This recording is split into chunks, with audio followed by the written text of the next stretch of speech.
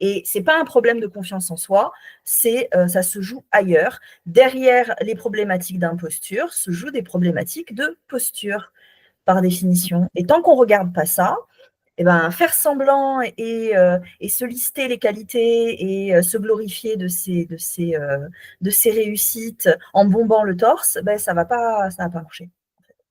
Donc, pourquoi est-ce que je sous-entends que c'est un problème de posture? Ce qu'il faut bien comprendre, c'est que dans tout le discours aujourd'hui du développement personnel, on met sa personne au centre. Et le problème, c'est qu'en sciences humaines, on n'est pas une personne.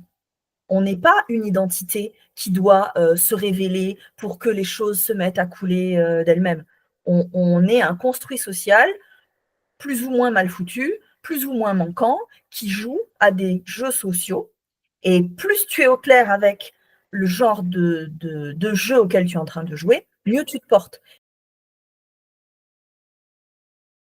Bonjour Mariana, ça fait un petit moment qu'on n'a pas fait d'interview toutes les deux et c'est le moment de revenir, la rentrée approche. Donc tu reviens pour nous parler du syndrome de l'imposteur et des liens cachés avec l'éducation toxique qu'on a reçu dans notre famille. Tu reviens aussi avec un stage en ligne et gratuit qui va sortir bientôt et j'ai hâte que tu nous racontes tout ça. On commence? Allez, je te remercie et puis on commence avec plaisir. Alors, on dit généralement que le syndrome de l'imposteur, c'est lié à un manque de confiance et d'estime de soi. Je crois que tu as un avis très tranché sur la question. Oui, j'ai un avis très tranché sur la question. Je pense que c'est une vision des choses extrêmement superficielle. Je vais t'expliquer pourquoi. Parce que le problème vous avez un manque d'estime de vous, de confiance en vous, c'est la tarte à la crème du monde de l'accompagnement. C'est-à-dire que ça marche pour tout. Tu peux venir avec n'importe quel problème. Le praticien en face te dit vous avez un problème d'estime de vous, ça marche. C'est-à-dire que tu viens parce que tu n'arrives pas à dire non, tes enfants ne t'obéissent pas, tu n'oses pas monter ta boîte, tu n'arrives pas à trouver l'amour, tu as des difficultés pour te faire des amis, quel que soit le problème, quoi que tu dises, le praticien en face te dit oui, vous avez un problème de confiance en vous, ça marche. Oui, effectivement, comme si on n'était pas au courant déjà. C'est ça. Si ça marche pour tout, c'est probablement parce que tu ne peux rien faire de cette information-là. C'est ça. Ce n'est pas le fond du problème. Donc, quand on te dit, vous avez un syndrome de l'imposteur, tenez-vous droit, faites semblant jusqu'à ce que ça soit vrai, parce que c'est ça qu'on te dit, hein, fais semblant jusqu'à ce que ça marche, tiens-toi droit, liste-toi les compétences, rappelle-toi tous tes diplômes, et puis, en fait, gonfle-toi d'orgueil, en fait, hein, c'est ça qu'on te dit, hein, et ça finira par marcher, c'est pas vrai. Parce que c'est pas ça le fond du problème.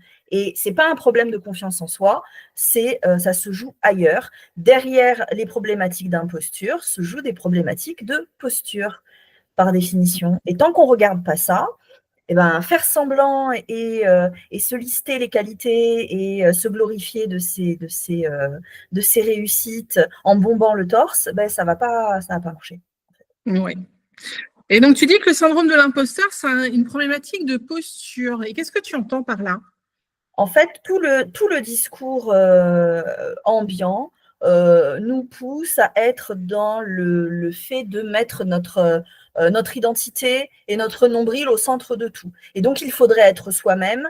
Et le problème, c'est qu'au boulot en particulier, on n'est pas là pour être soi-même. On est là pour jouer sa mission professionnelle. On est là pour jouer le personnage social qui est le nôtre. Que tu sois boulanger, que tu sois chirurgien, que tu sois trader, coiffeuse, PDG, tu n'es pas là pour jouer ton identité. Tu n'es pas là pour jouer ta personne. Tu es là pour jouer à un jeu social qui implique que tu joues le chirurgien et l'autre joue le patient. Tu joues la coiffeuse et l'autre en face joue le client.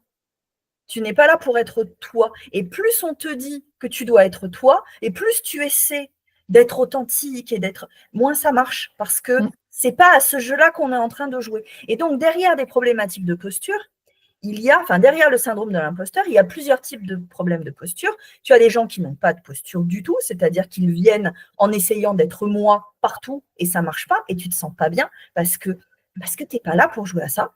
Soit ils n'ont pas la bonne posture. Je te donne un exemple. Tu as été en posture de technicien pendant des années et puis d'un coup, tu es promu manager, mais tu n'as pas construit de posture de manager et tu continues à essayer de faire le manager depuis ton ancienne posture et tu te sens mal. Tu te sens mal parce que tu n'as pas le bon personnage social, tu n'as pas construit le bon masque social, tu n'as pas construit la place depuis laquelle tu es censé jouer à ce jeu-là. Et donc, tu ne te sens pas bien. Et ce n'est pas en te disant « oui, mais je suis un très très bon technicien » que tu vas te sentir un bon manager. Ça ne marche pas comme ça. Donc, pourquoi est-ce que je sous-entends que c'est un problème de posture? Ce qu'il faut bien comprendre, c'est que dans tout le discours aujourd'hui du développement personnel, on met sa personne au centre.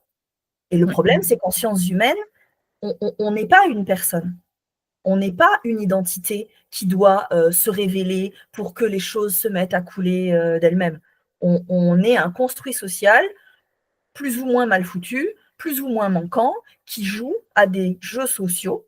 Et plus tu es au clair avec le genre de jeu auquel tu es en train de jouer, mieux tu te portes. C'est-à-dire que dans ta journée, tu vas être un conjoint, peut-être un parent, peut-être l'enfant de tes parents, et puis tu vas être un professionnel, et puis tu vas être l'ami de tes copines avec qui tu vas déjeuner le midi, et puis tu vas aller faire le bénévole au Resto du Cœur, et puis le samedi, tu joues de la trompette dans la fanfare de ta ville, et tout ça, c'est des postures différentes, et tu es en train de jouer à un autre jeu.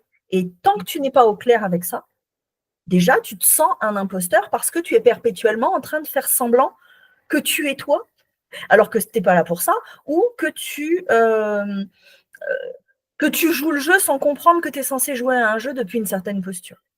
Tu vas essayer d'être l'ami de tes enfants, tu vas essayer de parler à tes parents comme si tu étais encore leur enfant alors que tu es un adulte. Tu vas pas être à l'aise dans ton boulot parce que soit tu n'as pas de posture, soit tu en as une mais ce n'est pas la bonne. Et donc, chaque fois qu'on va te faire un retour positif, tu ne vas pas réussir à le prendre et à t'en nourrir parce que tu ne le reçois pas depuis la bonne place. Et donc, ça glisse sur toi, là, comme de l'eau sur les ailes d'un canard. Et tu as beau être performant, réussir, obtenir des validations, eh ben, tu ne peux rien en faire. Parce que ces validations-là, elles sont censées nourrir une posture et pas une identité. Et donc, tant qu'on ne t'explique pas tout ça, ton syndrome de l'imposteur, il reste et tu vas te le traîner comme ça partout où tu passes. Et tu vas te sentir dépossédé de ton pouvoir, tu vas te sentir dépossédé de ton droit à être là. Et ça entraîne tout un tas de conséquences très, très lourdes. Et comme tout ce qu'on te dit, c'est « Ah ben, il faut prendre confiance en toi », il ne se passe rien. Parce que ce n'est pas le propos, parce que ce n'est pas l'enjeu. Oui. Et tu fais des liens très précis entre le syndrome de l'imposteur et une éducation dysfonctionnelle, en particulier autour de cette histoire de posture. Est-ce que tu peux nous expliquer un peu plus précisément de quoi tu parles? Oui. Pour pouvoir jouer le jeu social, quelles que soient les missions que tu as à accomplir, tu as besoin d'avoir le droit de jouer le jeu.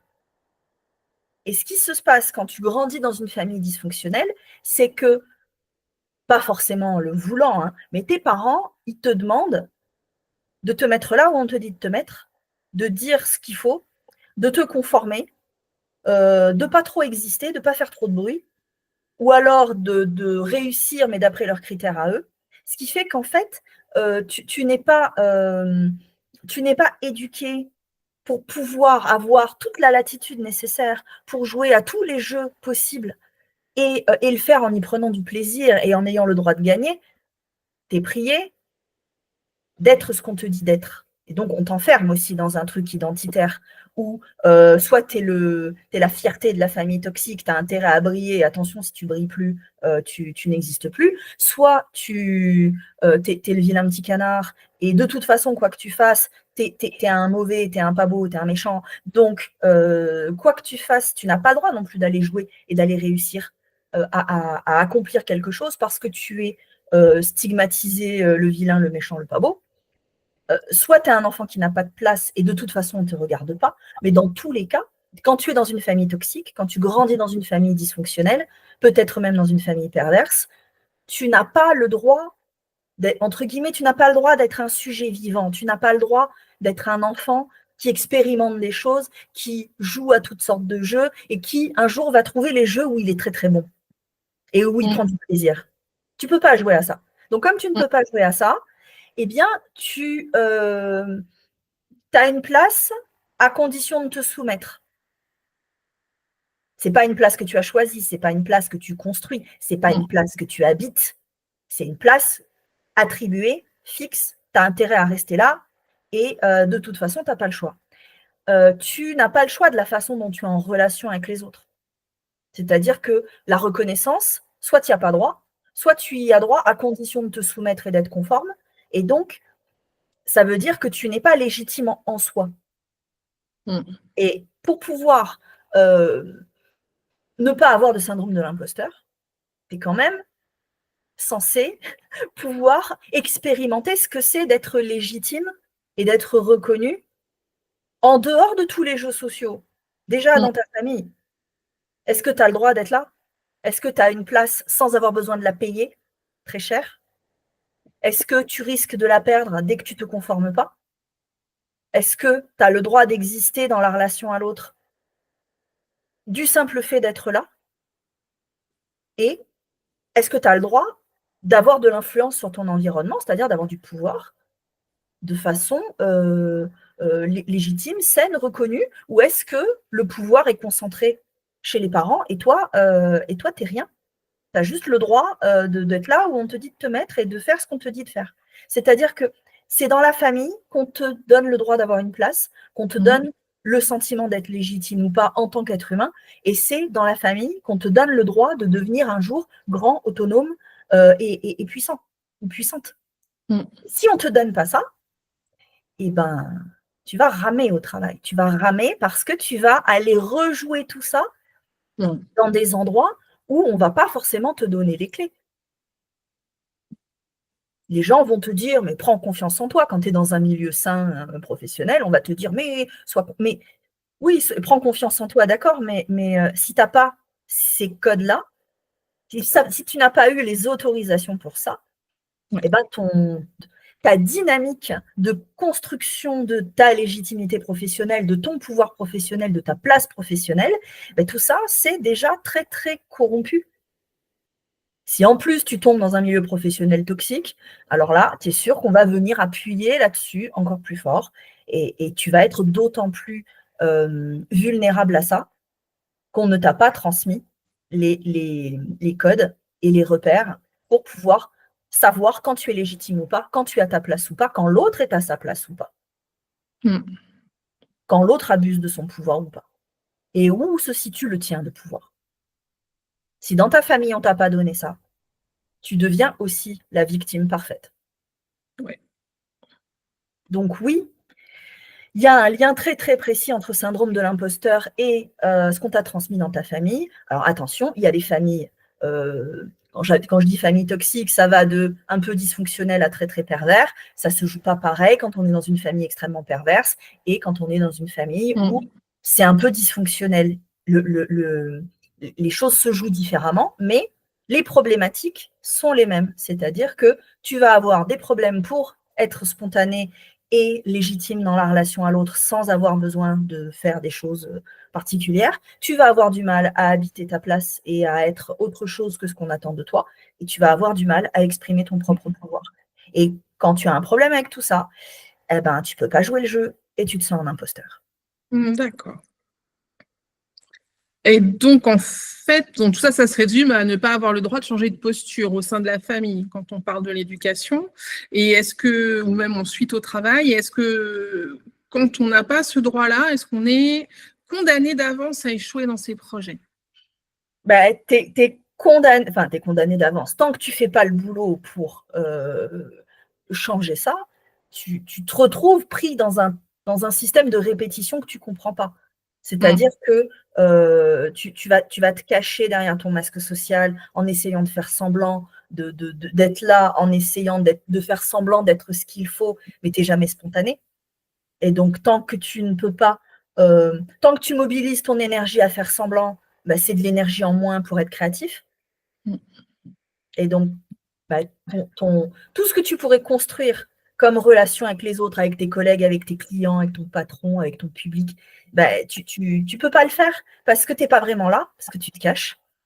Tu es tellement concentré dans le fait d'être conforme à ce qu'on attend de toi que tu n'es pas vraiment là. Et, et donc, pourquoi tu es condamné à échouer? C'est parce que tu t'es enfermé à l'intérieur d'une fausse image. Et tant que tu n'as pas le droit de sortir de ça, eh ben, tu ne peux rien choisir. Donc, tu ne peux rien construire. Et de la même manière, quand tu as grandi dans une famille où on t'a dit, où on t'a étiqueté, où on t'a dit, toi, tu es ça, et puis, de toute façon, si tu ne l'es pas, gare à toi, de la même manière, tu es prisonnier toute ta vie. Dans le sens où, je te donne un exemple, quand dans ta famille, tu devais être le premier de la classe, partout où tu passes, tu as l'impression que si c'est pas toi le plus futé, sauf que tu agaces tout le monde à jouer ce rôle-là.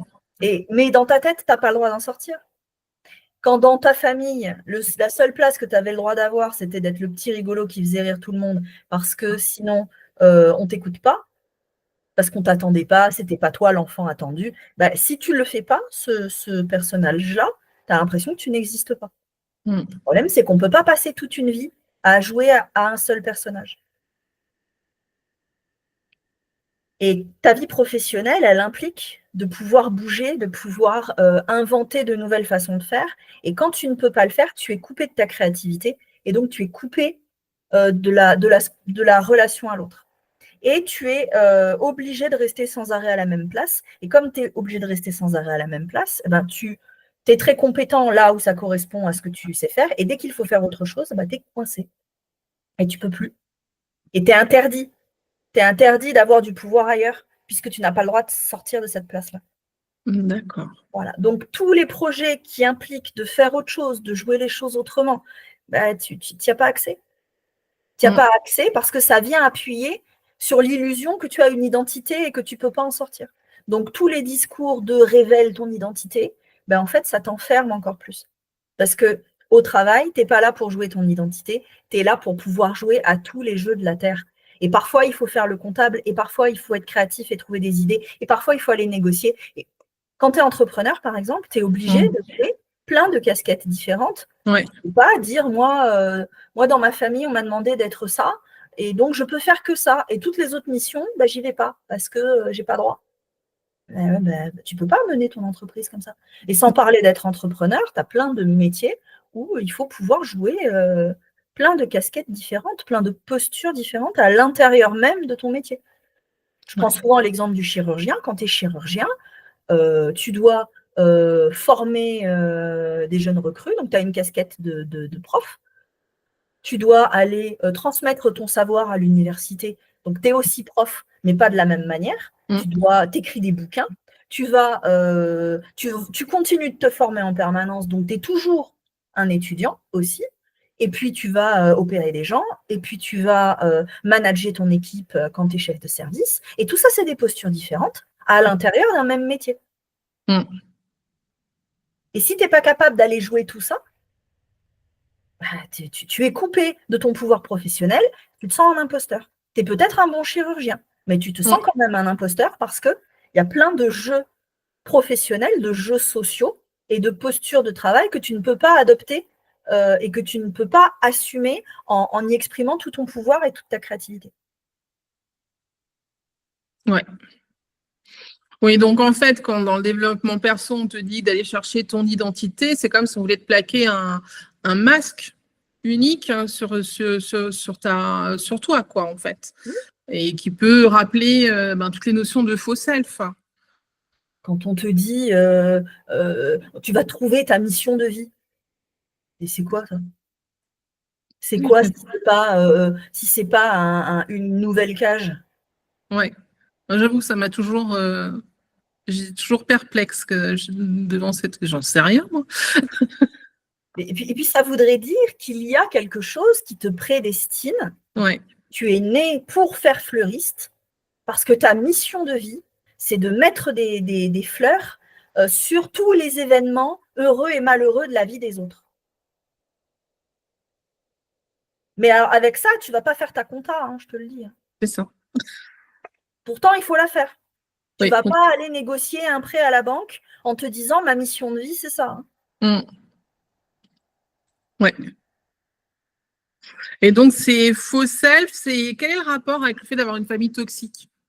En fait, quand tu es enfant, tout petit, tu n'as pas de faux self, c'est-à-dire que tu n'as pas de masque social. Tu dis tout ce qui te passe par la tête, et puis à un moment donné, tes parents ils te disent qu'il faut apprendre à avoir un comportement un peu mesuré, à dire bonjour à la dame, à dire merci à la boulangère quand elle te rend la monnaie. Et donc, tu apprends à avoir un comportement social, mesuré et attendu en société. Et c'est normal et c'est très bien. Et tu apprends que dans certaines circonstances, tu vas pouvoir te permettre d'être plus spontané. Ça, c'est un faux self sain, c'est-à-dire que quand c'est nécessaire, hop, tu es un petit peu réservé, tu fais attention à ce que tu fais, et puis quand on est en confiance, on se permet d'être plus spontané, c'est très bien. Mais quand tu grandis dans une famille dysfonctionnelle, où tu te sens en insécurité permanente, qu'est-ce qui se passe? Tu n'es pas sécurisé, tu n'es pas symboliquement contenu par tes parents. C'est-à-dire, la contenance, c'est le fait que des bras symboliques ou physiques vont se mettre autour de toi et te disent, tu es en sécurité, tout va bien. Quand tu grandis dans un milieu sain et sécure, chez toi, ton foyer, chez tes parents, dans ta famille, c'est l'espace où tu es en sécurité. Et donc, hop, tu peux faire tomber les masques sociaux. Et puis, quand tu n'as pas ça, parce que pour X raisons, personne ne peut jouer ce rôle-là avec toi, tu vas utiliser ton masque social pour faire semblant partout. Et petit à petit, ton masque social, ça devient toi, c'est-à-dire que ça devient la personnalité que tu dois adopter pour être en sécurité. Et donc, tu as deux stratégies. Tu as les gens qui ont un personnage fixe, c'est une espèce d'armure, comme ça, et ils vont jouer le premier de la classe, ils vont jouer le petit rigolo, ils vont jouer la bonne copine, qu'importe le jeu auquel tu joues, mais ils vont jouer ça partout. Et ils vont dire, c'est moi, c'est mon identité. Et puis, tu as ceux qui vont se mouler sur le besoin de l'autre et qui vont avoir l'impression, au bout d'un moment, qu'ils n'ont plus d'intériorité parce qu'ils se font creux pour se mouler sur les besoins de l'autre. Et donc, comme l'autre change, eux, ils ont l'impression de changer et d'être multiples. En fait, ils ne changent pas, ils sont creux. Ouais. Voilà. Et donc, eux aussi, d'une certaine manière, sont pris au piège d'un seul masque qui est celui de « je me suradapte ». Et dans les deux cas, ils ne sont pas vraiment là dans la relation à l'autre. Et comme ils ne sont pas vraiment là, ils se sentent vides, ils se sentent creux et ils se sentent absents du jeu. Et donc, c'est là que tu te sens un imposteur aussi. Tu te sens un imposteur parce que tu n'es pas vraiment là. Puis tu n'existes pas vraiment. Et puis tu es pris au piège d'un seul personnage et tu ne peux pas jouer à tous les autres. Donc quand il faut aller jouer à un jeu social qui n'est pas celui auquel tu es habitué, tu ne sais plus où te mettre. Et tu n'as pas accès à tes ressources pour pouvoir inventer quelque chose, tu es coupé de ta créativité, tu te sens mal. Et ça te pourrit toute ta vie professionnelle. Le reste aussi, il se trouve que moi, ma spécialité, c'est la vie professionnelle, mais ça te pourrit ta vie sociale, ta vie amoureuse, partout. Partout, partout. Eh bien, mais voilà. Mais alors, que faire? Que faire quand on est coincé dans son faux self social, dans son masque social? Excellente question, Rachel. Qu'est-ce qu'on fait? D'abord, on s'inscrit au stage que je vais donner bientôt. On va parler de votre syndrome de l'imposteur. On va décortiquer tout ce qui se cache derrière. On va parler justement de masque social, de la capacité à être en relation avec l'autre ou pas en se sentant légitime sans avoir besoin de se cacher. On va parler du fait de se sentir à sa place. Qu'est-ce que ça veut dire d'être à sa place? Qu'est-ce que ça veut dire de se sentir reconnu? On croit que c'est un statut fixe, en fait, c'est un processus. Et si toi, tu t'attends à ce que ça soit un statut fixe et que tu espères que tu vas être enfin reconnu une bonne fois pour toutes, ça ne marche pas. Ça ne marchera jamais comme ça. Donc, il faut apprendre comment se jouent toutes ces choses-là si on veut enfin sortir de son syndrome de l'imposteur. On va parler aussi de la notion de pouvoir, j'en ai parlé tout à l'heure. Si on a grandi dans une famille toxique, on a grandi avec des gens qui ont un rapport au pouvoir qui est compliqué. On a eu soit des parents qui n'assumaient pas leur pouvoir, qui n'assumaient pas leurs responsabilités, et donc qu'on a senti comme étant impuissants, et qui nous ont transmis des choses sur le pouvoir à travers cette impuissance. Soit on a eu des parents dans l'autoritarisme forcené, qui étaient peut-être des parents abuseurs, si on a eu une famille vraiment, vraiment toxique. Et ils nous ont transmis aussi une image du pouvoir, qui est une image du pouvoir qui est abusive. Et donc, le jour où nous, on doit être grand et qu'on doit avoir du pouvoir, quelle image on a? Est-ce qu'on a le droit d'avoir du pouvoir? Est-ce que on a peur d'en avoir parce qu'on se dit si j'en ai, je vais devenir quelqu'un de dangereux et de malveillant? Il y a plein d'enjeux autour de la vie professionnelle qui sont bloqués parce que l'image qu'on a du pouvoir est mauvaise. Et on a besoin de décortiquer tout ça. On va parler de tout ça dans le stage que je vais faire. Il y a le lien pour s'inscrire en dessous de la vidéo. Allez voir. On va passer 4 jours ensemble. On va tout décortiquer de telle sorte que vous puissiez vivre autre chose, que vous puissiez vous positionner autrement, que vous puissiez penser votre avenir professionnel avec une autre façon de vous positionner. C'est gratuit. On va se voir 4 jours, donc ça vaut la peine. Allez voir si vous êtes concerné et par le syndrome de l'imposteur et par le fait d'avoir eu une éducation un petit peu difficile. Eh bien, c'est parfaitement bien pensé pour vous. Donc, je vous attends, inscrivez-vous. Parfait. Alors justement, parlons de ce que ça peut faire de faire un stage avec toi. Est-ce que tu peux nous donner un exemple d'une personne que tu as accompagnée sur cette thématique et comment est-ce que ça a pu transformer sa carrière? Oui, alors j'ai accompagné, je vais te donner 2 exemples en particulier qui me semblent très, très intéressants. J'ai accompagné une femme qui devait avoir 45 ans, qui était PDG de toute une filiale bancaire. Donc, énorme poste, elle dirigeait tout un pays. Et elle vient me voir avec un gros syndrome de l'imposteur. On ne s'y attend pas. Hein. Non. On s'y attend pas. Eh bien, cette dame, elle avait eu un père extrêmement autoritaire, à la limite de l'autoritarisme violent. Et elle se retrouvait à une place de PDG. Et en plus, elle était mère de famille, ce qui veut dire qu'en fait, elle rejouait ses problématiques de pouvoir et avec ses équipes et avec ses enfants. C'est-à-dire que partout où elle devait avoir du pouvoir, elle avait peur d'être la méchante. Et en fait, elle se sentait un imposteur en tant que PDG, elle se sentait un imposteur en tant que mère, parce que dans les 2 cas, elle s'interdisait d'avoir du pouvoir. C'est-à-dire qu'elle confondait avoir de l'autorité et faire de l'autoritarisme. Et comme elle confondait les deux dans sa tête étaient fusionnés, elle essayait tout le temps d'être hyper conciliante. Et le problème, c'est que tu ne peux pas diriger tout un pays en étant tout le temps que conciliante. C'est pour ça que je parle tout à l'heure de ce problème identitaire, d'être obligé de jouer tout le temps le même rôle. C'est très bien d'être conciliant, même quand tu es un grand PDG de banque. Mais tu ne peux pas faire que ça, parce que si tu fais ça, tu es pris au piège. Tu n'es plus en train de jouer ta posture professionnelle et tous les jeux relationnels qui peuvent être à l'intérieur. Tu n'as plus le droit d'être créative, tu n'as pas le droit d'avoir du pouvoir, tu es tenu de rester là où on te dit de te mettre, c'est-à-dire, attention, toi, tu n'as pas le droit d'avoir du pouvoir. Il faut savoir, elle a réussi à être à ce genre de poste-là, tout en ayant ce genre de problématique. Tu imagines le niveau de compétence qu'il faut quand même. Hein. Donc, elle était très efficace, très pertinente. Donc, il n'y avait absolument aucun problème de compétence, mais elle se sentait extrêmement mal. Et donc, quand tu te sens mal comme ça, les gens autour le sentent et sont susceptibles aussi de profiter du fait que tu n'es pas en mesure de dire non. Et alors, ces enfants, ils sont donnés à cœur joie, tu penses? C'est leur rôle après. Hein. Tu laisses la porte ouverte, ils rentrent. Hein. Et donc, tout ça pour dire quoi? Tout le travail qu'on a pu faire ensemble a tourné autour de ça, c'est-à-dire se redonner le droit de jouer à d'autres jeux relationnels, changer de regard sur la place que tu tiens et te donner le droit d'avoir du pouvoir, parce qu'avoir du pouvoir, ça ne veut pas dire mal s'en servir. Pas forcément. Ça peut vouloir dire ça, mais ce n'est pas obligé.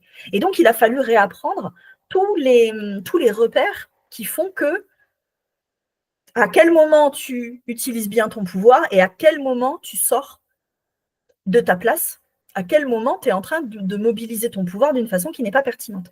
Et en fait, elle n'avait pas ces codes-là. Et à la seconde où elle les a eus, ça a changé toute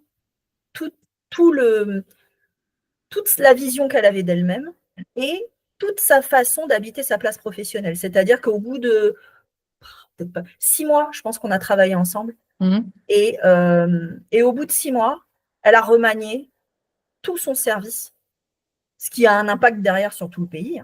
Ben oui. Et elle s'est mise comment dire, à coacher tous les nouveaux managers de toutes les filiales. Tu vois, parce que d'un coup, elle assumait d'avoir du pouvoir. Ouais. Elle en avait avant du pouvoir, mais là, elle l'assumait vraiment. Et quand tu l'assumes vraiment, ça se sent. Et donc, on lui a aussi confié des nouvelles missions. Et puis, comme par hasard, à la maison, ça se passait mieux aussi. Étonnant.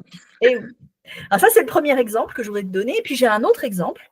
C'était pas un PDG de banque, c'était un jeune homme de 27 ans qui a grandi dans une famille où on l'a paralysé d'injonctions paradoxales. Injonction paradoxale, ça veut dire des ordres contradictoires, c'est-à-dire par mes restes en priorité. Tu vois. Et ça veut dire quoi? Ça veut dire que ce jeune homme, il voulait partir de sa famille parce que c'était l'âge, tu vois, tu finis tes études, à un moment donné, tu vas trouver un boulot, prendre un appart, avoir une copine, c'est la vie, quoi. Et sauf qu'il n'avait pas le droit. En fait, il y avait tout un tas d'injonctions pour qu'il reste un gamin enfermé à la maison. Et donc, d'un côté, on va lui reprocher de ne pas être adulte, de ne pas être autonome, de ne pas faire sa vie. Et en même temps, dès qu'il essaye, on lui sabote bien le truc. Ouais. Et le problème de ça, c'est qu'à un moment donné, tu arrives à un âge où tu ne peux plus assumer devant les autres que tu n'as toujours pas de travail, que tu es toujours chez ta mère, que tu n'as pas de copine, parce que lui, il se sentait un adulte imposteur. Qu'il avait l'âge d'être adulte et il n'était pas. Il l'était physiquement, mais il n'avait pas le droit. En fait, il avait un interdit inconscient à être grand. Ouais. Parce qu'en fait, tout le système familial autour veillait bien à ce qu'il ne parte pas. Donc, il était saboté, ce jeune homme-là, et on a travaillé ensemble, bien sûr, et derrière tout ça, il a pu, tu vois, il a eu le droit de... en fait, il s'est donné des autorisations à être grand. Ouais. Et quand tu te donnes des autorisations, tu retrouves du pouvoir, tu changes de place, c'est-à-dire qu'au lieu d'être toujours à la place de l'enfant qui est la progéniture de tes parents et qui n'a pas le droit de bouger, tu peux t'inventer autrement. Et il a pu s'inventer un futur professionnel, il a pu s'imaginer comme un conjoint, et à un moment donné, il a pu s'inventer une place d'adulte. Et comme quoi, pourquoi je te donne ces deux exemples-là qui sont quand même très, très éloignés l'un de l'autre, c'est qu'en fait, ta vie professionnelle et ta capacité à te sentir légitime là où tu es et à travers ce que tu fais, à travers les projets que tu mets en place, que tu accomplis, tu viens rejouer des enjeux de ton éducation. Et si tu as eu une éducation sécure, saine, structurante, youpi, tralala, tu as eu ce qu'on transmet dans ce fameux proverbe juif, c'est que tu ne peux donner à tes enfants que des racines et des ailes. Et quand tu as des racines et des ailes, tu peux aller faire ta vie en emmenant avec toi ce que tu as de meilleur. Et quand tu l'as pas, ça, c'est plus dur. Ça prend un petit peu plus de temps et tu as besoin de nouveaux repères, tu as besoin d'aide, tu as besoin qu'on te donne des autorisations, tu as besoin qu'un regard extérieur vienne te donner des clés et te donner le droit. Et c'est ça mon boulot, c'est ça que je fais avec les gens, qu'ils soient PDG de banque ou qu'ils soient encore chez leurs parents. Belle mission. Alors, c'est pas une mission de vie, je me sens pas enfermée dedans. Mais c'est une place que j'ai choisie, que j'ai construite et qui donne du sens à mon quotidien. Voilà. Je trouve ça beau quand je fais ça. Mais ouais, c'est beau. Je ne perds pas mon temps. Voilà. J'ai pas perdu. Ça donne envie. Franchement, ça donne envie. Et justement, est-ce que, parce que là, c'est quand même voilà, une femme de 45 ans, un jeune homme de 27 ans, est-ce qu'il y a un moment où c'est trop tard de faire ça ou trop tôt ou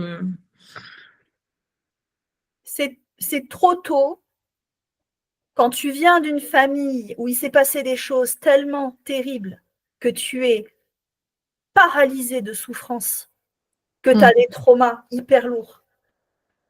C'est trop tôt. C'est-à-dire que Moi, j'interviens dans la sphère socio-professionnelle. Mon métier, c'est un métier d'éducation, Ouais. pas thérapeute. Mm. Je ne suis pas spécialiste en trauma. Ce n'est pas mon boulot. Si on est paralysé de souffrance, il faut aller voir un professionnel du soin, il faut aller voir un psy, un thérapeute, un médecin, un psychiatre, il faut aller voir un professionnel qui peut prendre en charge un tel niveau de souffrance. Ce n'est pas mon boulot. Voilà. Donc là, c'est trop tôt. Quand on recommence à pouvoir bouger, quand on recommence à avoir des capacités d'action dans sa tête et dans son corps, c'est-à-dire qu'on peut de nouveau avoir une vie socio-professionnelle, là, ça peut valoir le coup de venir me voir, même si on continue la thérapie à côté. On peut faire de la thérapie et le travail que je fais en parallèle, à condition de pouvoir être actif. Si on est paralysé par, tu sais, quand on est prostré, quoi, que la souffrance est telle que tu es paralysé dans ta tête et dans ton corps, c'est trop tôt, c'est pas le bon moment. Et si se lever le matin, c'est difficile. Si on passe du lit au canapé et du canapé au lit, c'est pas le moment de travailler avec toi en tout cas. Non, c'est pas le moment. Il faut passer par la case thérapie. Quand on recommence à bouger, on peut venir derrière. Ensuite, est-ce qu'il y a un moment donné où c'est trop tard? Moi, de temps en temps, j'ai des gens qui me disent, je suis à 6 mois de la retraite, est-ce que c'est vraiment pertinent? Les enjeux socio-professionnels, ils ne s'arrêtent pas à la retraite. Derrière, tu peux avoir des projets, tu peux avoir envie de construire une entreprise, tu peux avoir envie de participer à une association, tu peux avoir envie d'avoir des projets artistiques. Donc, j'ai envie de te dire, tant que tu es vivant et que tu as des envies de créer des choses, et peut-être aussi que tu as des enfants à qui tu as envie de pouvoir transmettre d'autres codes et les autorisations que tu n'as pas eues, tant que ça existe, ça vaut le coup. Maintenant, si tu es en phase terminale de cancer et qu'il te reste 3 mois, fous-toi la paix. C'est pas la peine d'aller te déclencher une grosse crise existentielle juste là et aller remuer des trucs très douloureux. C'est pas pertinent. Mais si tu as du temps devant toi, si tu as des projets, si tu as de l'énergie, même si le temps est plus limité que quand on a 20 ans ou 30 ans, bah, tout le temps qu'on gagne à pas avoir des nœuds dans la tête, ça vaut la peine. Et oui, ouais, c'est ça. Alors, il y a la possibilité de faire ce travail, mais il y a aussi le coût. Ça coûte combien? Alors, ça coûte combien? Ça coûte pas que de l'argent. C'est un travail qui coûte en temps, en énergie, en travail de soi. Ça coûte en argent aussi parce que il faut faire appel à des professionnels, que ce soit moi ou que ce soit quelqu'un d'autre. C'est pas gratuit. Ça coûte, bien sûr. C'est un temps qu'on va consacrer au fait de se rééduquer. Et parfois de se soigner s'il faut passer par la case thérapie en plus. Donc oui, ça coûte. Je ne vais pas dire que ça se fait comme ça en claquant des doigts, c'est pas vrai. Mais ça coûte tellement moins cher que de rester bloqué dans son trou avec ses nœuds dans la tête. Parce que quand tu as des repères professionnels qui te condamnent à pas avancer, c'est des promotions que tu rates, c'est des entreprises que tu crées pas, c'est des projets qui n'aboutissent pas, c'est de la souffrance permanente, c'est de l'énergie drainée, et en plus, tu transmets tout ça à tes gosses. Ouais, ça coûte cher, hein, ça coûte très très cher. Ça coûte beaucoup plus cher que de se dire je vais prendre 6 mois, je vais prendre 1 an, je vais mettre tel budget sur la table, quel qu'il soit, hein, le budget, et de se dire voilà, je vais régler ça une bonne fois pour toutes. Ouais. Et le gain, on ne le mesure pas au début. On se dit je vais faire ça, ça va me faire mal, ça va me coûter des sous, et en plus, je ne suis même pas sûre que ça va changer quelque chose.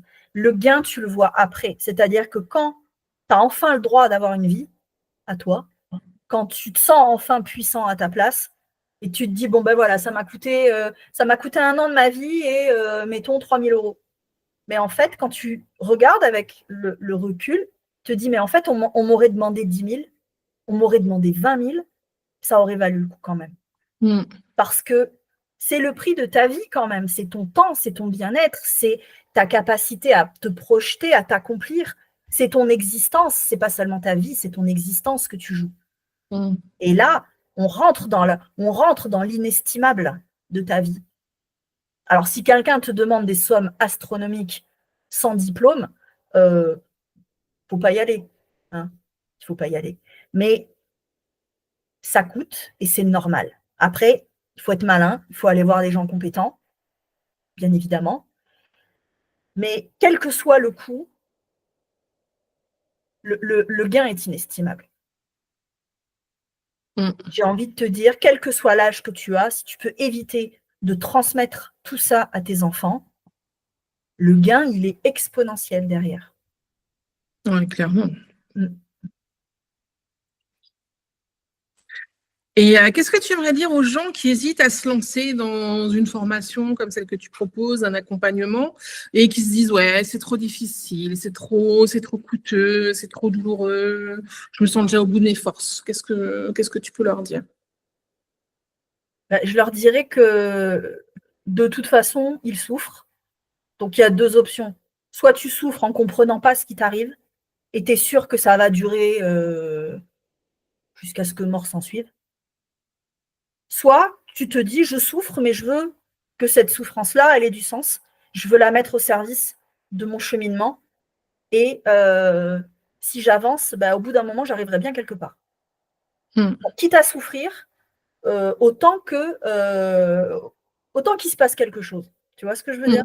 Ouais. Que, moi, je suis passée par là, hein, à un moment donné. Tu as mal, tu as deux options. Hein. C'est-à-dire que soit tu marches et tu as mal. Mais avec un peu de chance. Le paysage, il change un peu, tu vois. Même si tu fais qu'un tout petit pas sur le côté, tu perçois des choses nouvelles et avec un peu de chance, au bout d'un moment, tu vas pouvoir créer du sens autrement et donc te positionner autrement et retrouver un petit peu d'énergie pour faire un pas de plus. Et ça prend le temps que ça prend, mais au moins, entre le moment où tu as commencé et il s'est passé quelque chose et tu as cheminé. Ou alors, tu continues de souffrir et tu ne bouges pas. Dans les deux cas, tu souffres. Dans les Ouais. deux. Donc après, tu choisis la souffrance que tu veux avoir. À titre personnel, souffrir sans comprendre pourquoi et me dire qu'il n'y a aucun moyen que ça bouge et que je vais rester comme ça pendant les 30, 40, 50 prochaines années, c'est insupportable. Je ne peux pas. Donc, je préfère que ma souffrance, elle soit mise au service d'un cheminement. Et je sais que ça fera mal, mais j'y vais quand même, je le fais quand même. Après, c'est un choix. Voilà. Il y a des gens qui préfèrent ne pas bouger, probablement parce que ne pas bouger, ça fait mal, mais pas tant que ça. C'est supportable. Et si c'est supportable, tant mieux. Tant mieux. Mais si ce n'est pas supportable, mettez votre souffrance au service du cheminement et non pas au service de l'immobilité. J'ai envie de dire ça. Et c'est pas hyper, comment dire, je ne vends pas du rêve là, hein. Je ne suis pas en train de dire mais non, vous souffrez, mais vous inquiétez pas, au bout de hop, moi j'ai 3 boutons magiques, hop, hop, hop, c'est non, ça fait mal. Et c'est long. Si je vous dis le contraire, je suis un charlatan et un couillon. Eh oui. Ouais. Oui, c'est sûr, c'est pas forcément ce qu'on a envie d'entendre quand on n'est pas bien, mais c'est certainement plus encourageant au bout du compte que de l'entendre. Quoi. Enfin, je veux dire, c'est que d'entendre l'inverse, de dire oh ben allez si ça va, allez ça va passer, tout non parce que ça passe pas. Prends confiance en toi et puis ton syndrome de l'imposteur il va partir et ton éducation toxique elle va disparaître. Ouais, mais non, ça marche pas comme ça. Non, ça marche pas comme ça. Voilà. Donc, qu'est-ce que j'ai envie de dire aux gens? Choisissez ce que vous voulez faire de votre souffrance. C'est probablement le choix le plus essentiel de sa vie, puisqu'on souffre tous. Et tu peux souffrir et être écrasé par le poids de ton destin, ou alors tu peux mettre ta souffrance au service d'une forme d'héroïsme. C'est-à-dire qu'à un moment donné, tu te dis, je ne serai pas pris au piège de mon destin, et même si j'ai qu'une toute petite marge, cette marge-là, je vais la jouer. Et au fur et à mesure que je vais la jouer, la marge, elle va s'agrandir. Elle va s'agrandir, oui. Voilà. Et ça devient beau. C'est-à-dire que même quand tu souffres, tu deviens le héros de ta vie. Et au bout d'un moment, tu souffres moins quand même, hein, parce qu'il faut le dire, on n'est pas condamné à souffrir jusqu'à la fin des temps, mais le moment où on s'émancipe, c'est pas drôle. Voilà. Mais quand tu deviens le héros de ton histoire, quand tu t'autorises, quand tu te dis, voilà, à partir de maintenant, je vais faire ce qu'il faut pour avoir une place à moi que j'ai choisie, pour pouvoir m'accomplir à travers mes projets, pour pouvoir avoir du pouvoir, pour pouvoir avoir une belle façon d'utiliser mon pouvoir et d'être fière, même si ce n'est pas confortable, et à un moment donné, tu es habité par ton héroïsme à toi d'être humain. Je trouve que quitte à souffrir, c'est mieux que d'être une victime à temps plein, écrasée par le poids de son destin, qui a passé toute sa vie enfermée là où on lui a dit de se mettre. Oui. Voilà. Choisissez ce que vous voulez faire de votre souffrance. Voilà ce que j'ai envie de vous dire. Et avec un peu de chance, avec les bons repères et les bonnes personnes autour, des fois, ça s'arrête. Oui, youpi. Belle perspective. Ouais. Et tu disais tout à l'heure que, en fait, tout ça, c'est des choses que tu as traversées, toi, en fait. Oui. Le syndrome de l'imposteur, etc. Pas forcément savoir jouer de toutes les postures. Est-ce que, pour finir cet entretien, tu pourrais nous dire quelles ont été les grandes avancées de ton processus à toi de changement et comment est-ce que tu as vécu ta propre émancipation? Ouais. Alors, vaste sujet. D'habitude, je ne parle pas trop de ça, mais à un moment donné, il faut jouer le jeu. Hein. Donc, je joue le jeu moi aussi. Je viens d'une famille où on m'a demandé de prendre des places qui ne devraient pas être les miennes. Et je me suis sentie en profonde insécurité. J'ai été obligée de jouer toujours le même personnage, c'est-à-dire celui qui réussit tout, qui est la meilleure de la classe, qui a des capacités, qui doit briller parce que ça faisait du bien à ma famille que je fasse ça. Et donc, c'était une espèce de contrat inconscient où ils vont mal, tout le monde va mal, mais tant que moi, je peux briller dehors, ça va. Sauf que, au bout d'un moment, je ne peux plus. Et toutes les capacités que j'avais se sont taries. Je chantais, je ne pouvais plus chanter. J'écrivais, je ne pouvais plus écrire. Et en fait, j'avais un masque social et un faux self qui prenait tellement de place que ça a coupé toute forme de créativité, toute forme de spontanéité. C'est-à-dire que je ne peux pas faire semblant d'être ce que vous voulez que je sois dans l'espace public, tout en étant hyper créative et en réussissant comme ça. C'est-à-dire que c'était un paradoxe absolu, en fait. C'est-à-dire que pour pouvoir écrire et chanter et être créative, il ne fallait pas que je sois prise au piège d'un personnage social parce que c'est pas compatible. Et jusqu'à l'âge de 30 ans, j'ai été prise au piège de ça et j'arrivais pas. Et j'ai fait des grosses dépressions, j'ai fait avec un sentiment énorme de vide intérieur, c'est affreux, affreux. Et pourquoi je te dis tout ça? C'est en faisant le master qui me permet d'être formatrice et accompagnatrice aujourd'hui que j'ai eu les clés de ça. C'est-à-dire que en apprenant comment fonctionnaient les problématiques de posture, de place, de masque social, j'ai compris qu'en fait, j'étais prise au piège et que ça venait de mon éducation et que je n'avais pas les moyens de le voir avant. Et effectivement, si tu n'as pas les clés conceptuelles pour comprendre tout ça, tu rames, quoi. Tu rames et puis tu te dis, il faut que je prenne confiance en moi. Et sauf que ça ne marche pas. Hein. Ça ne marche pas.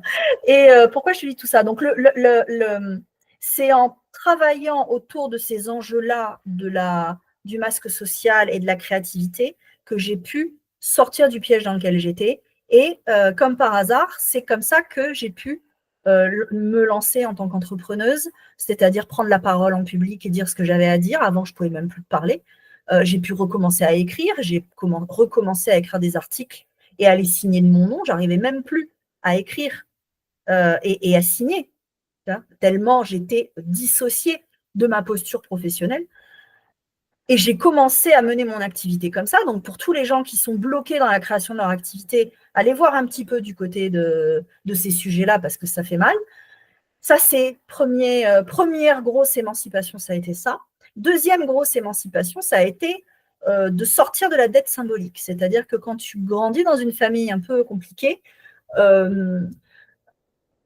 es tenu de faire des choses pour ta famille. C'est comme si tu étais endetté, si tu veux. C'est-à-dire qu'à peine arrivé, on place sur toi des obligations que tu n'as pas le droit de refuser. Et comme tu n'as pas le droit de les refuser, tu es symboliquement endetté. Et quand tu es symboliquement endetté, tout ce que tu fais, tout ce que tu réussis, c'est pas pour toi, c'est pour eux. Et puis l'argent que tu gagnes, c'est pas pour toi non plus, c'est pour eux. Et bien tout ça, ça a un impact énorme sur ta façon de donner de la valeur à ton travail, sur ta façon de recevoir et sur l'impression que tu as d'avoir le droit de gagner de l'argent pour toi.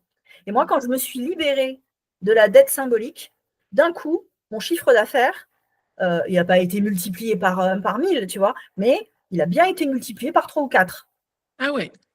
Eh ben c'est intéressant. Agréable. Eh ouais, bien sûr que c'est intéressant. Et là, tu te dis, ah ouais, quand même, il se passe un truc. C'est-à-dire qu'il se passe un truc dans mon processus professionnel où chaque fois que je m'émancipe d'un truc familial, ça libère des trucs au niveau du boulot. Hop, je m'autorise à écrire publiquement. Paf, je m'autorise à créer ma boîte alors que je n'assumais pas. Paf, je me mets à gagner plus. Il se passe des choses à travers ça. Pourquoi ? Parce que tu ne peux pas rayonner au travail et être aliéné dans ta famille. C'est-à-dire, si tu es aliéné dans ton histoire familiale, j'utilise un mot un peu fort, parfois on est dans une famille dysfonctionnelle, on n'est pas aliéné, mais on est entravé par des choses. Ben, quand tu es entravé, tu ne peux pas, de l'autre côté, dans une autre dimension de ton existence, être un super leader de ton entreprise, de tes projets, de ta carrière, de ton business, qu'importe. Tu ne peux pas. Tu ne peux pas parce que il y a une part de ton...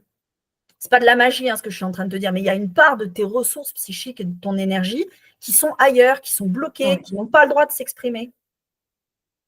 Et quand tu libères ça, il se passe des choses. Et encore une fois, c'est pas de la magie.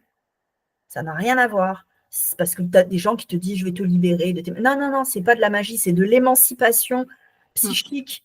Et c'est de l'émancipation socio-professionnelle. C'est que d'un coup, tu as le droit d'être grande. Tu as le droit d'avoir du pouvoir sur ton environnement. Tu as le droit de signer ta parole dans l'espace public. Quand tu dis ce que tu penses que les gens attendent de toi, ta parole n'a pas de poids. Ta parole, elle est vide, elle est creuse. Quand tu te mets à dire « j'ai le droit de dire ce que je pense sans me cacher et de signer ma parole », là, tu as de l'impact. Ce n'est pas de la magie. C'est de l'autorisation à exister dans l'espace public. C'est à ça qu'on joue quand on bosse avec moi. Et oui, je suis passée par là. Et oui, j'ai réussi à le faire aussi parce que j'ai eu accès à tous les concepts dans ma formation universitaire qui me permettent de penser tout ça. Voilà, j'espère que c'était clair la façon dont je l'ai expliqué. Ah, pour moi, c'était extrêmement clair. Et ça me donne très, très envie de m'inscrire à ton stage, en fait. Mais n'hésite pas, Rachel, c'est ouvert. Mais ce sera fait. C'est gratuit, ça dure 4 jours. Je vais vous donner toutes les clés nécessaires. Et de toute façon, on ne peut pas faire l'économie de ces thématiques de travail-là. C'est-à-dire que si on souffre de son syndrome de l'imposteur et qu'on a eu une éducation un petit peu compliquée, un petit peu douloureuse, voire très douloureuse, on a forcément des problématiques de relations et de masque social, on a des problématiques de place et on a des problématiques de pouvoir, parce que tout ça, c'est lié, ça va ensemble, et on le cristallise en appelant ça un syndrome de l'imposteur. Ouais. Eh ben, on a le droit de vivre autre chose, et pour vivre autre chose, on commence par s'inscrire et par accéder à tout ce savoir-là. Parfait. Et donc voilà, donc tous les liens seront inscrits sous la publication, les dates, tout. Parfait. Cliquez sur le lien, regardez si vous êtes concerné ou pas. Si vous êtes concerné, profitez-en. Ouais, super. Quand même l'opportunité de passer 4 jours avec toi gratuitement, c'est énorme. N'est-ce pas? Je le trouve aussi. Je te remercie, Rachel, en tout cas. Ça me fait plaisir. Je serais très heureuse de te recevoir. Merci beaucoup. Merci de me faire confiance pour les interviews. Et puis, on mettra ça dès que tu en ressens le besoin. C'est gentil. Merci beaucoup. Je trouve que tu fais ça très bien. Intervieweuse, et je te remercie beaucoup. À très bientôt. À bientôt. Puis, à la prochaine interview. À la prochaine. Au revoir.